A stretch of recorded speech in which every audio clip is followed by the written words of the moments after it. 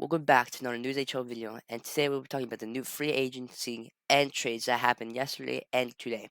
So let's start talking about it and let's get into this.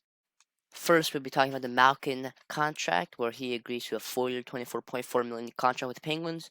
I think this is a good contract for him. Now, he spent most of his time in Pittsburgh, if all. I don't know much about Malkin, but he's a great player for Pittsburgh, and I think him signing for another 4 more years will help Pittsburgh a lot in the playoffs. And I believe after this contract, I think he will retire. But this is just a great contract for Malkin. The second trade we have today is Matt Murray getting traded to the Maple Leafs.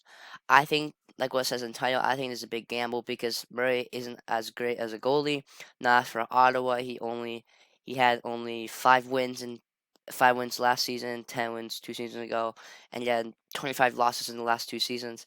He wasn't obviously the greatest player, but it is a big gamble because it is a hit or miss. He could be great for Maple Leafs, but he could be not so good for Maple Leafs. So we have to wait if he is good. But as of right now, I think this is a intermediate trade. I really have no feelings for this trade. The third trade we have today is Talbot getting traded to the Senators by the Wild.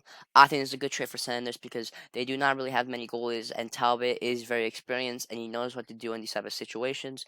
Talbot was a good goalkeeper for Minnesota in the past 2 seasons, was getting 19 wins in the 2020 and 2021 season, and 32 wins in the 2021 and 2022 season. And with that stats, I think it will really help Senators because Senators aren't really as good a team now, but again, Talbot will really help them, boost them. Now we have a new free agency signing, which is Manson signing a 4-year contract to stay with the Avalanche.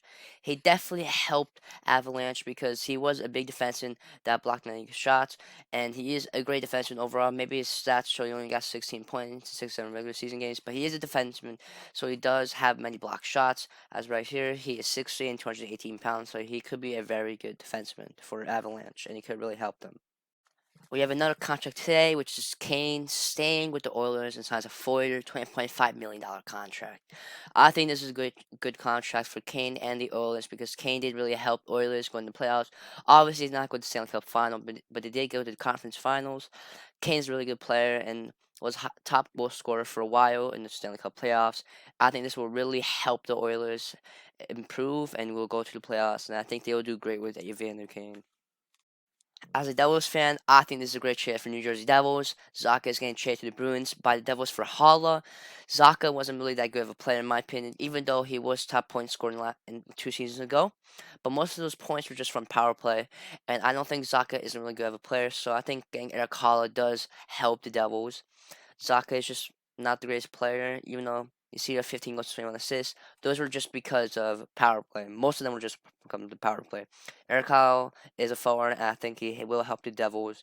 He did get 30 points in the last 61 regular season games, which is good, but I don't really dig into it, so I don't know if it's mostly power play.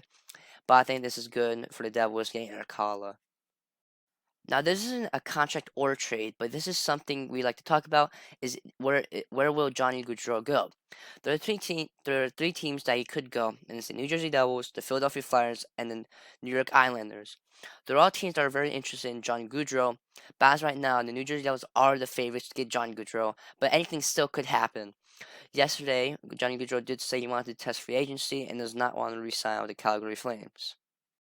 This will be it of the video. I hope you enjoyed this video, and I'd like you to comment down below where will Johnny Gaudreau go. Hope you enjoyed this video, and hope you have a good day and stay safe.